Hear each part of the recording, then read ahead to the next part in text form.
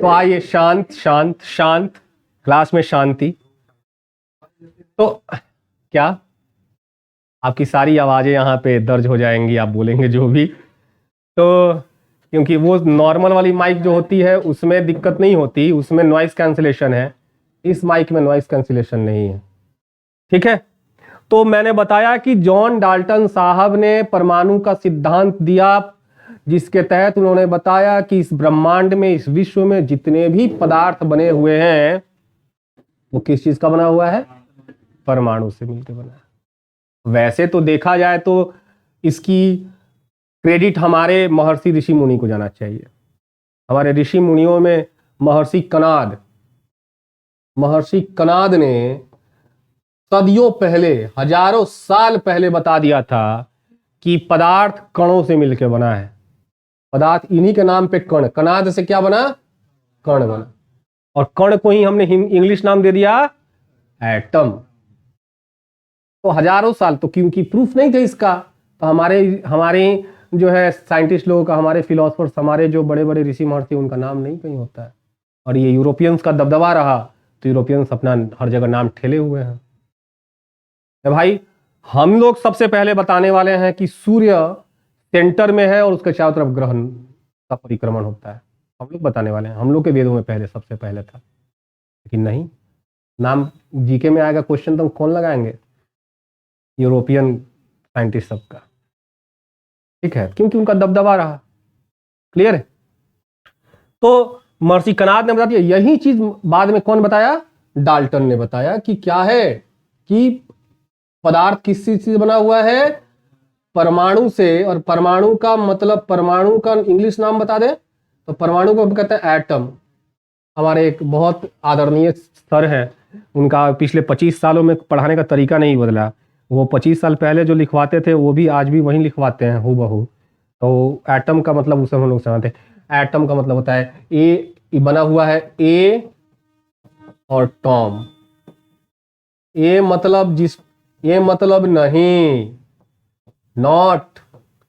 Tom मतलब काटा जा सकता है, नॉट कट, जिसको नहीं काटा जा सकता है, मतलब और छोटे में जिसको नहीं विभाजित किया जा सकता है। एटम खुद में ही सबसे छोटा है, इससे छोटा नहीं।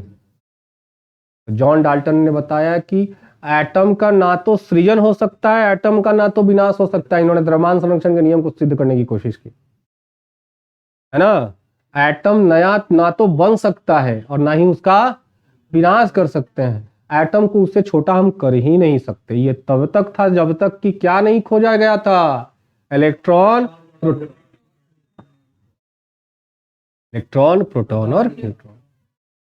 जब इलेक्ट्रॉन, प्रोटॉन और न्यूट्रॉन खोज लिया गया, तब पता चला कि रे दादा, एटमों के अंदर कमरा बनल बा, है ना। एटम खुद में एक कमरा अकेला नहीं है, एटम के अंदर भी कई सारे कमरे हैं जिसमें और अदर सब एटॉमिक पार्टिकल्स रहते हैं।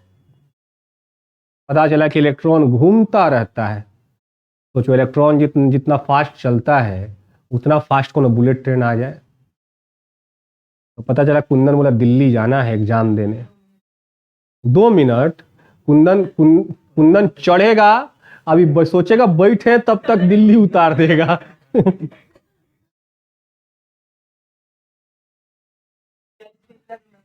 ये अभी सोचे रहा है कि अब बैठे, चाय पानी मंगाए, ए चाय कहेगा, तब तक जा दिल्ली। उतरो भाई आनंद विहार स्टेशन पे। ठीक है, इतना फास्ट।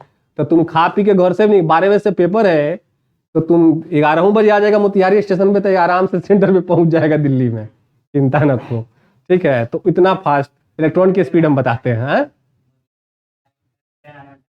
हाँ, 50-100 साल। तो हाँ, इधर अभी बुलेट ट्रेन, हम लोग बूढ़े हो जाएंगे तब देखेंगे यहाँ पे बुलेट ट्रेन, है ना। हम लोग का नाती पोता के समय तक आ जाएगा।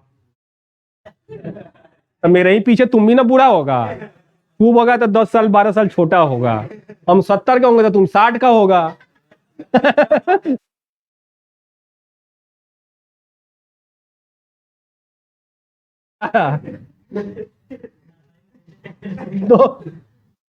तो मैंने बोला कि एटम खुद में सबसे छोटा है। विभाजित है, लेकिन क्या पता चला? इलेक्ट्रॉन पता चला। तो इलेक्ट्रॉन का खोजकर्ता लिख लो सब। इलेक्ट्रॉन का खोजकर्ता, पहले इलेक्ट्रॉन का खोजकर्ता है जे थॉमसन। J Thomson. ये कहां पे इलेक्ट्रॉन कहां से इन्होंने खोजा था? कैथोड रे से खोजा था, कैथोड रे में खोजा था। ठीक है ना, जे थॉमसन साहब ने कैथोड रे से क्या खोजा था? इलेक्ट्रॉन खोजा था। ठीक है, उसी तरह से आइए तो इलेक्ट्रॉन पे अब इसके बारे में कुछ टर्म जान लें। इलेक्ट्रॉन को सूचित करते हैं किससे? स्मॉल ई से। ठीक है, इलेक्ट्रॉन को क्या किससे सूचित करते हैं? ये स्मॉल ई से। इस पे आवेश होता है -1। इलेक्ट्रॉन पे आवेश होता है एग्जैक्ट -1 नहीं होता। अब इसके एग्जैक्ट फिगर बता देते हैं। इलेक्ट्रॉन पे आवेश कितना होता है? इलेक्ट्रॉन पे आवेश होता है,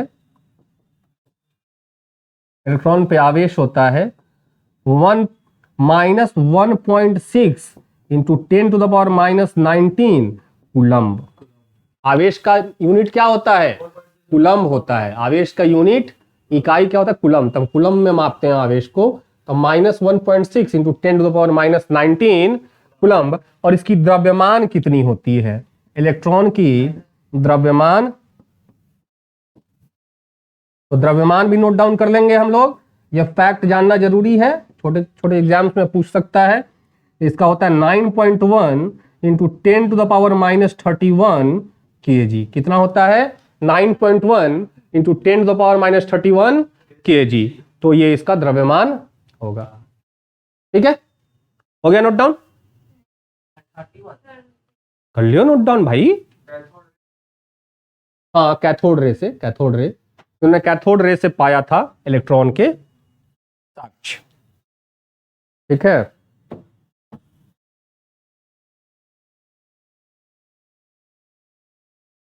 कभी कभी ना इससे बहुत अच्छा ऑडियो आ जाता है, कभी कभी लगता है जैसे कि इको आ रहा है।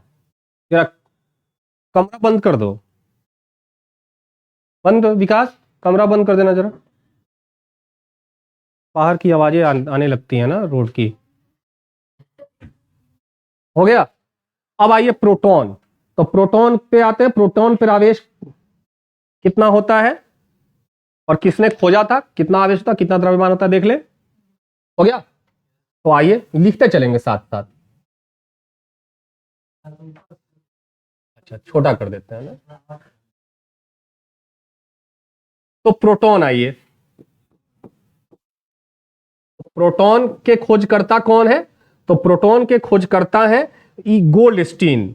इनका नाम इंग्लिश में लिखते हैं गोल्डस्टीन, है ना, ई गोल्डस्टीन।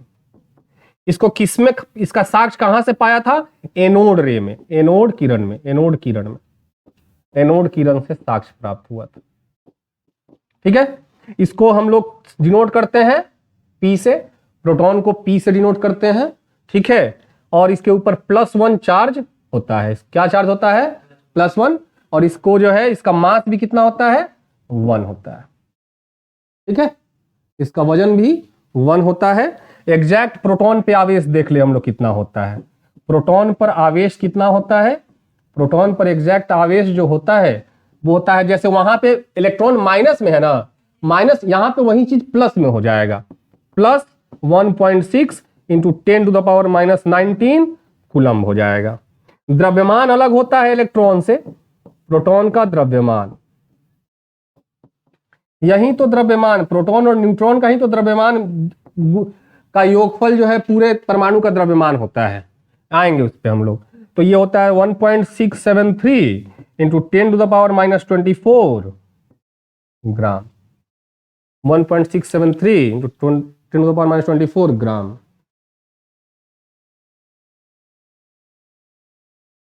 तो हम कह सकते हैं, अगर हम इसका डेटा निकालें, डेटा निकालने का भी उतना जरूरी नहीं है आपके एग्जाम के लिए, बस डेटा फैक्ट जानना है कि प्रोटॉन का द्रव्यमान जो होता है वो इलेक्ट्रॉन के 1840 इलेक्ट्रॉन के द्रव्यमान को का गुणनफल के बराबर होता है। इलेक्ट्रॉन के द्रव्यमान के 1840 इलेक्ट्रॉन गुणे इलेक्ट्रॉन का, एक इलेक्ट्रॉन का मतलब 1840 गुना टाइम्स जो है वो इलेक्ट्रॉन के द्रव्यमान के बराबर होगा। ठीक है ना। आइए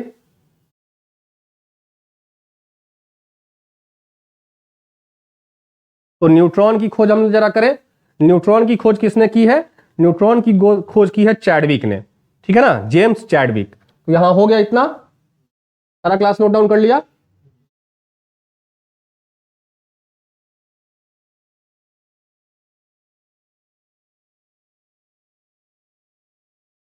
तो इलेक्ट्रॉन, आइए जरा देखें हम लोग।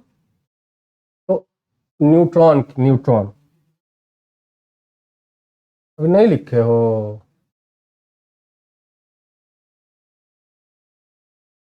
न्यूट्रॉन, ठीक है। न्यूट्रॉन को खोजा था जेम्स चैडविक ने। किसने खोजा था? जेम्स चैडविक ने। ठीक है। और जेम्स चैडविक ने खोजा था। न्यूट्रॉन को सूचित करते हैं एन से। इस पे आवेश 0 होता है, मास इसका 1 होता है। आवेश इसका नहीं होता है, ये आवेश रहित होता है। क्या होता है? आवेश रहित होता है।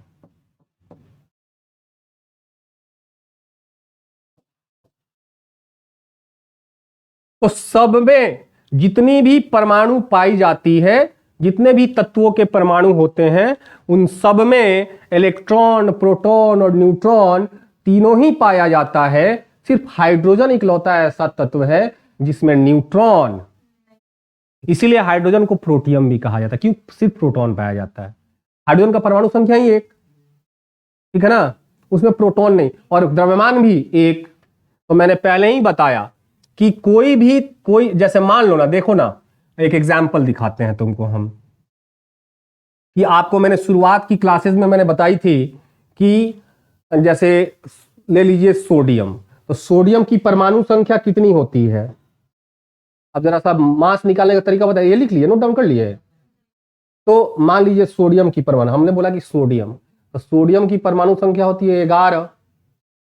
नहीं तो ये पता चलेगा कैसे? और इसकी मास कितनी होती है? 23। तो मैंने पहले भी इस बात को इस चैप्टर में तो डिटेल में पढ़ाऊंगा ही, लेकिन इस बात को भी हम अभी भी जान ले एक चीज, कि भाई इसके नाभिक में क्या होता है, इसके न्यूक्लियस में क्या होता है? प्रोटॉन और न्यूट्रॉन। नारायण प्रसाद, एनपी नारायण प्रसाद रहते हैं। ठीक है। और इसके ऑर्बिट में कौन घूमता रहता है? इलेक्ट्रॉन घूमता रहता है।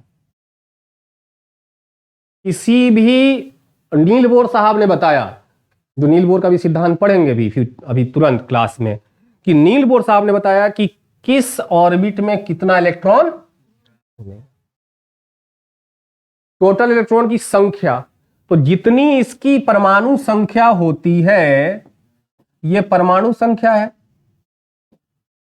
हमको ज्यादा गर्मी लग रही है, तुम लोग को कम गर्मी लग रही है, इसलिए गर्मी लग रही है हमको ज्यादा, क्योंकि इससे बहुत हीट आता है, बहुत, है ना। तो हमको लग रहा है कि एसी ऑन कर देना चाहिए, ज़्यादा ठंडा लगेगा अभी। आए भागना है जी, बहुत ईमानदार आदमी है। दिल्ली में हम लगभग 4 लाख रुपए चुका के आए हैं।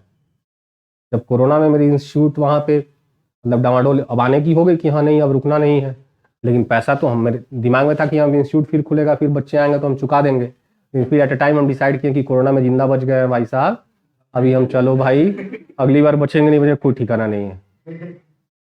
ऐसे भी आदमी अब जीवन चलाएगा। जीवन जीना ज़्यादा टफ काम है ना जी, और बाहर में जब कोई नहीं हो आपके पास तो और टफ काम है। तो अपने लोग होते हैं, भले अपने लोग साथ दे या ना दें, चेहरा देख के ही खुशी मिल जाता है कि अपना आदमी है। ठीक है, हाँ, इतना चलो, इतना दिल को सुकून रहता है कि अपना आदमी है। ठीक है। तो 4 लाख रुपए हम चाहते तो हम बिना मकान मालिक को बताए कितने का सामान था इंस्टीट्यूट में, वो 1-1.5 लाख का सामान पड़ा था, छोड़ के चल देते। चुपके से रात के अंधेरे में 11 बजे माल लाते हैं घर का, फरार नहीं भाई साहब, 4 लाख रुपए रेंट के साथ चुका के आए। ईमानदारी होना चाहिए। हाँ, जब मान लो कि यही क्लास हमको छोड़ के अभी नए वाले बिल्डिंग में शिफ्ट कर रहे हैं, वहाँ पे नंबर ऑफ क्लासेस ज़्यादा हो जाएंगी, तो फिर तो वहाँ पे से अब यहाँ से हम जो छोड़ के जाएंगे, अब इसका हम मकान मालिक से ही ना रिक्वेस्ट करेंगे कि देखिए जी इस क्लास के रिनोवेशन में इतना पैसा खर्चा किए हैं, बहुत सारी चीज़ों को इसमें हमने नए सिरे से लगवाया है सब। तो आप जो है हमारा 2-3 महीने का रेंट छोड़ दीजिए, है ना।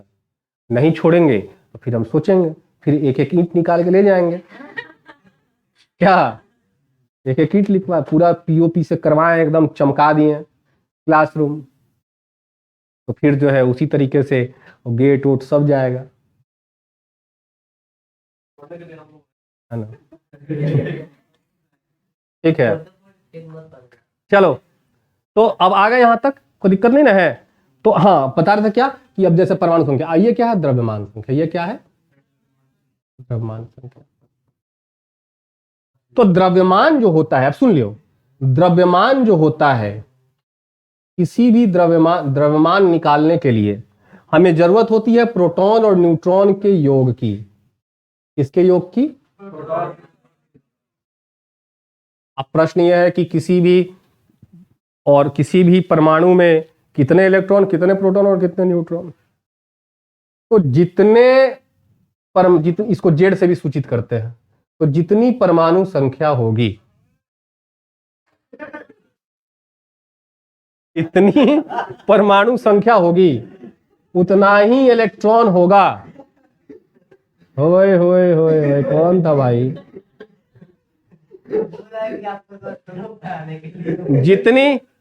जितनी परमाणु संख्या होगी उतनी ही इलेक्ट्रॉन होगी, उतनी ही प्रोटॉन होगी। न्यूट्रॉन की संख्या वेरिएबल है, न्यूट्रॉन की संख्या घटती बढ़ती रहती है। न्यूट्रॉन की संख्या, आप समस्थानिक पे, वो समस्थानिक अलग पढ़ाएंगे तो देखेंगे, अब एक ही टॉपिक में पढ़ा देंगे तो सब घाउस घाउस हो जाएगा। तो मान लीजिए अब यहां पे मैंने बोला कि सोडियम की परमाणु संख्या 11 है, तो मैंने बोला कि जितनी परमाणु संख्या उतना ही इलेक्ट्रॉन, तो परमाणु संख्या 11 तो इलेक्ट्रॉन भी, जितनी परमाणु संख्या उतनी ही प्रोटॉन, तो परमाणु संख्या 11 तो प्रोटॉन भी। यहां तक क्लियर? न्यूट्रॉन तो पता ही नहीं है न्यूट्रॉन कितना है। तो भाई साहब हमने क्या बोला, द्रव्यमान equal to P plus N। द्रव्यमान का वैल्यू कितना है? तो 23 इक्वल टू प्रोटॉन कितना है? 11 प्लस न्यूट्रॉन 11 जाके उधर, तो न्यूट्रॉन कितना हो जाएगा? क्लियर है? तो परमाणु द्रव्यमान इक्वल टू कितना हो जाएगा? इलेक्ट्रोटॉन और न्यूट्रॉन के योग के बराबर हो जाएगा। याद रहेगा? क्लियर है? लिख लो, नोट में करके लिख लो, नोट में लिख लो, नोट में करके द्रव्यमान, यहाँ ये भी नोट में करके लिख लो। ये 2 पॉइंट जरूरी है कि द्रव्यमान equal to P plus N, note equal to Z equal to E plus P। अब N वेरिएबल होता है, न्यूट्रॉन हमेशा वेरिएबल होता है।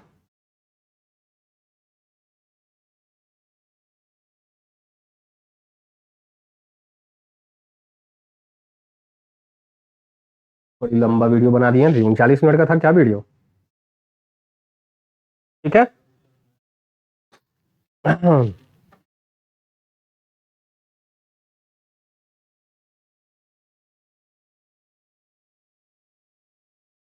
हो गया। अब आइए परमाणु, विभिन्न परमाणु मॉडल के ऊपर हम चर्चा करने जा रहे हैं। अलग अलग परमाणु मॉडल के ऊपर चर्चा करेंगे। तो 3 परमाणु मॉडल हम पढ़ने जा रहे हैं। एक है थॉमसन का परमाणु मॉडल, एक है रदरफोर्ड का परमाणु मॉडल, और एक है नील बोर का परमाणु मॉडल। एक तरीके से देखा जाए तो थॉमसन के परमाणु मॉडल के आने के बाद उसमें सुधार किया गया। थॉमसन के परमाणु मॉडल में कुछ चीजें बताई गई, उसमें रदरफोर्ड ने सुधार किया और कोई अन्य तथ्य निकल के आए, और फिर रदरफोर्ड के परमाणु मॉडल में सुधार किया गया, नील बोर साहब ने सुधार किया और उन्होंने अपना परमाणु मॉडल दिया। तो ये सुधार का क्रम जो रहा, थॉमसन के परमाणु मॉडल से शुरू हुआ और नील बोर के परमाणु मॉडल तक जाएगा, तब जाके क्लियर होगा कि परमाणु दरअसल दिखता। ठीक है, थॉमसन साहब ने कुछ आइडिया दिया कि हाँ परमाणु कुछ इस प्रकार का दिखता होगा। रदरफोर्ड साहब आए, उन्होंने एक्सपेरिमेंट किया और अपने तरीके से बताया कि नहीं भाई साहब, इसमें तो कुछ ऐसी गलतियां हैं, इनमें सुधार की आवश्यकता है। उन्होंने जो बताया वैसी हूबहू चीजें नहीं है, इसमें वो कई सारी खामियां थी, उसमें हम खामियों को सुधार रहे हैं। तो सुधारा, फिर पता लगा कि नहीं, रदरफोर्ड के मॉडल में भी कुछ खामियां थी, तो फिर उसमें सुधार किया नील बोर साहब ने। तो 3 परमाणु मॉडल देखेंगे, तो देखें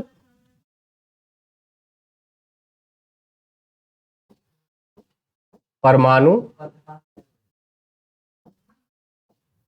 मॉडल।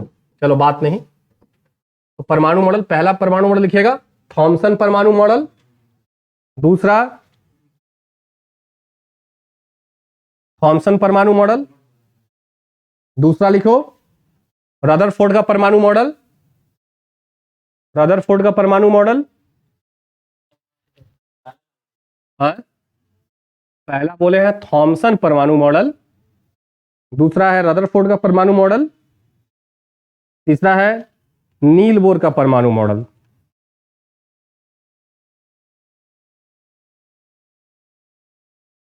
आजकल एक और परमाणु मॉडल चला है क्वांटम मैकेनिक्स परमाणु मॉडल, जो आपको पढ़ना नहीं है। नील बोर का परमाणु मॉडल, एक चौथा और लिख लो, नील बोर का परमाणु मॉडल। और देखो रदरफोर्ड को गलती सुधारने का नोबेल प्राइज मिल गया। रदरफोर्ड ने थॉमसन के परमाणु मॉडल में गलती निकाल कर उसको सुधार किया, तो उसका परमाणु उसके ऊपर क्या मिल गया उनको, नोबेल प्राइज। और नील बोर ने रदरफोर्ड के गलती को सुधारा उस पे, इसका मतलब गलती सुधारना अच्छी बात है। ठीक है,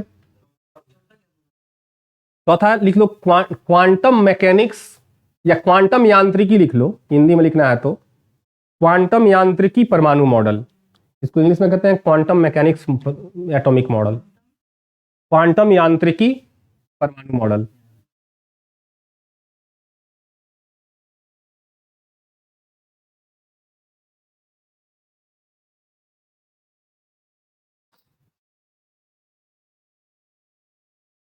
ठीक है, तो आइए थॉमसन के परमाणु मॉडल को हम समझते हैं। ठीक है,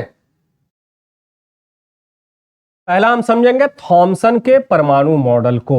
थॉमसन का परमाणु मॉडल क्या कहता है? थॉमसन का परमाणु मॉडल कुछ ये कहता है कि भाई साहब, इसको पहले तो इसका एक और नाम जान जाइए, कटा तरबूज मॉडल। कटा तरबूज मॉडल। अब कुछ यूं है चीजें कि भाई ये हो गया मेरा लालमी, लालमी को हमने काट दिया, और इसमें जो है हमने, ये आपका हो गया, रुको रुको, पूरा लालमी बनाएंगे हम, चिंता ना करो। केनवा को बड़ा कर दिया ना। अच्छा कर लो, ठीक है, बाहर निकल जा रहा है जी लालमी। अच्छा, हरा कलर बाद में चला देंगे।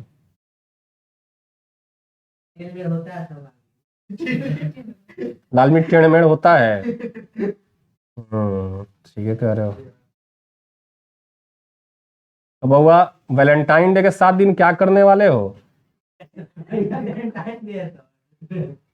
7-8 गोड़ा है तो इतना पैसा है कि नहीं कि कमलेश जी को, कि कमलेश जी को कह दे कि सर इसको पैसे। अच्छा, देखा तो नहीं वो दिन हम तो, लाइव में पता करेंगे।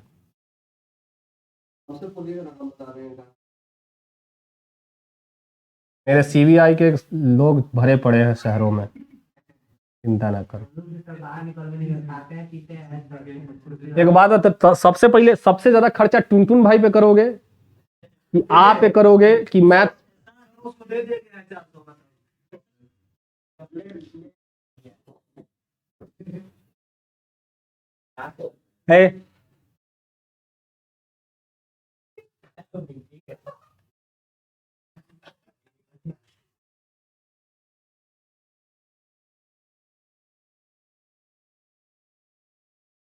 है थॉमसन साहब ने बोला कि ये कुछ कटे हुए तरबूज की तरह दिखता है परमाणु, जिसमें ये जो लाल भाग है ये धनावेशित है। क्या है? Positively charged. मैंने उनका कहने का मतलब है कि पूरा जो है परमाणु भरा हुआ है आवेश से, चार्ज से पूरा क्या है, भरा हुआ है। और तरबूज में जैसे काले रंग के बीज होते हैं कहीं कहीं बिखरे हुए, वो हमारा ऋणावेशित है, मतलब इलेक्ट्रॉन है। ऋणावेशित है मतलब इलेक्ट्रॉन है, और ये क्या है, प्रोटॉन है। तो उनका कहने का मतलब है कि ये कटे हुए तरबूज की तरह दिखता है परमाणु अगर माइक्रोस्कोप से देखें तो, और जो पूरा लाल लाल भाग भरा हुआ है वो धनावेश, मतलब अधिकतर भाग में क्या है, धनावेशित है, और कहीं कहीं ऋणावेशित कण बिखरे हुए हैं बीज के जैसे। उस समय के वैज्ञानिकों को ये समझ में आया नहीं कि बोलना क्या चाहते हैं। देखो तो आखिर कहना क्या चाहते हो, ठीक है उस वाले में कौन सा 3 इडियट्स में, है ना। तो वही बात है कि प्रोफेसर साहब, उस समय के प्रोफेसर साहब लोग पूछ दिए थॉमसन से कि आखिर कहना क्या चाहते हो, नहीं समझा पाए ये, तो फिर इसको नकार दिया गया, बोला कि नहीं गड़बड़ है, इसमें बहुत सारी चीजों में दिक्कत है, ठीक है। तब आएगा रदरफोर्ड का मॉडल, ठीक है। तो रदरफोर्ड का मॉडल क्या कहता है वो हम लोग देखें एक बार। लालमिया से बना लेना जब उतारना, तो अभी नहीं लिखना। रदरफोर्ड परमाणु मॉडल, रदरफोर्ड परमाणु मॉडल। रदरफोर्ड साहब ने क्या किया इसको हम लोग समझें। पहले तो सोने की पतली पत्तल ली, सोने की पतली पतली कमरिया, हाय हाय हाय हाय पतली पत्तल, इसको क्या कहा गया, गोल्ड फॉइल, वही से उसका कमर नहीं कमरा है की पतली पत्तल ली, ठीक है। और इस पतली पत्तल के ऊपर अल्फा किरणों को, अल्फा किरण, अच्छा अल्फा किरण इनको कहां से मिला, हीलियम से, हीलियम से अल्फा किरणों की बमबारी कराई, अल्फा किरणों की बमबारी कराई, ठीक है ना, खूब सारे अल्फा। और इसको बहुत माइन्यूटली माइक्रोस्कोप से देख रहे थे, माइक्रोस्कोप से देख रहे थे कि टेलीस्कोप से, जी माइक्रोस्कोप से देखेंगे कि हम ही गलती हो गया, टेलीस्कोप से ना, माइक्रोस्कोप कुंदन बताएगा हमको, नहीं बताएगा मैंने क्लियर नहीं है कि माइक्रोस्कोप से देख रहा है कि जब जब दोनों ही एक ही चीज करता है, एक छोटी वस्तुओं को बड़ा करके देखना। देखो टेलीस्कोप हजार हजार किलोमीटर, हजार करोड़ किलोमीटर दूर का जो है ग्रह टेलीस्कोप से दिख जाता है। हबल टेलीस्कोप है, हबल टेलीस्कोप है ना अमेरिका में, तो कितना सारा ग्रह खोज लिया गया उससे। तो सोचो माइक्रोस्कोप से देखना ज्यादा अच्छा रहेगा कि टेलीस्कोप से, ज्यादा बड़ा दिखाई देगा, नहीं नहीं वो ठीक है, दूर देखना है, दूर देखना है कि नजदीक का चीज देखना है। माइक्रोस्कोप में जब अपना खून जांच देते हो तब जो पैथोलॉजिस्ट है दूर रख के देखता है, टेलीस्कोप से। चलो तो अब यहां पे अल्फा कणों को, अब देखो इसका रिजल्ट क्या आया। पहले उन्होंने गोल्ड पॉलीथीन लिया, सोने की पतली पत्तल ली और उस पे अल्फा किरणों की बम्बार्डिंग कराई गई। इसका रिजल्ट क्या निकला, रिजल्ट कुछ इस प्रकार से है। पता चला कि अधिकतर कण सीधी रेखा में निकल गए, अधिकतर कण सीधी रेखा में निकल गए, सीधी रेखा में। इससे क्या पता चला, इससे पता चला, इसका रिजल्ट ये जब पता चला कि अधिकतर कण सीधी रेखा में निकल गए एकदम, कहीं कोई उनको रास्ता में दिक्कत का सामना, बुलेट से यहाँ 180 का स्पीड चाप रहा है, चापेगा बुलेट से, नहीं चापेगा 180 तो इससे पता चला कि परमाणु के अधिकतर हिस्से खाली होते हैं। परमाणु का अधिकतर हिस्सा क्या होता है? खाली होता है। पहला तो ये पता चला। क्लियर है? दूसरा पता चला, दूसरा मैंने बताया। अब देखो ना जी, अब इसको कुछ ऐसे देख लेते हैं हम ना। ये कण सीधी रेखा में निकल रहा है, ये सब सीधी रेखा में निकल गया। कुछ कण जा करके उसके नजदीक में जाके ऐसे डिफ्लेक्ट हो गए, और एक कण जाके रिटर्न हो जाएगा। ठीक है ना? तो अधिकतर क्या हो गया? सीधी रेखा में निकल गया। तो पता चला क्या कि परमाणु खाली है अंदर से कुछ इसमें। क्योंकि थॉमसन साहब तो कह रहे हैं कि सारा जो है धनी आवेशित है। थॉमसन तो उनका अगर चलता तो जाकर टकरा के विकर्षित हो जाता, क्योंकि अल्फा कण पे तो प्लस चार्ज होता है, +2 चार्ज, और अंदर सारा धन आवेशित है।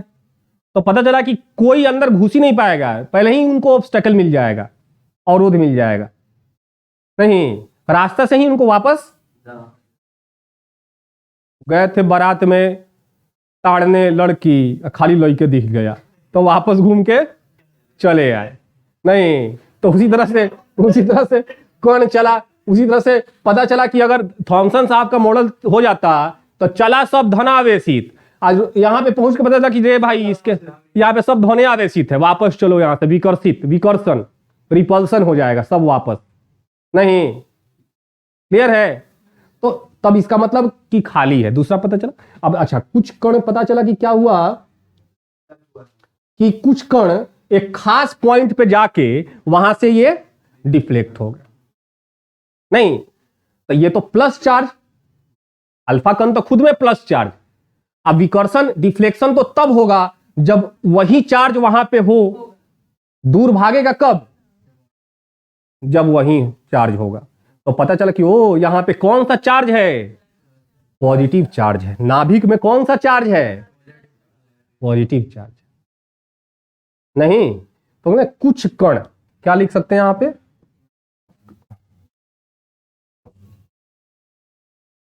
कुछ कण निम्न कोण कहते हैं एक्यूट एंगल। निम्न कोण क्या है? देखो ना, निम्न कोण क्या है? 90 डिग्री से कम का निम्न कोणों से मुड़े। तो इससे क्या पता चला? इससे पता चला कि नाभिक क्या है? नाभिक क्या है? धनावेशित है। नाभिक क्या है? धनावेशित है। क्लियर है? तीसरा, 12,000 कणों में से एक कण क्या हुआ? जा करके अपने पथ से वापस, अपने ही वापस रिटर्न हो गया उसी पथ। ठीक है? तो क्या कह सकते हैं? लिखेंगे प्रत्येक 12,000 कणों में से, प्रत्येक 12,000 कणों में से एक कण क्या हो गया? वापस आ गया। तो इससे पता चला कि ओ यहां पे नाभिक है।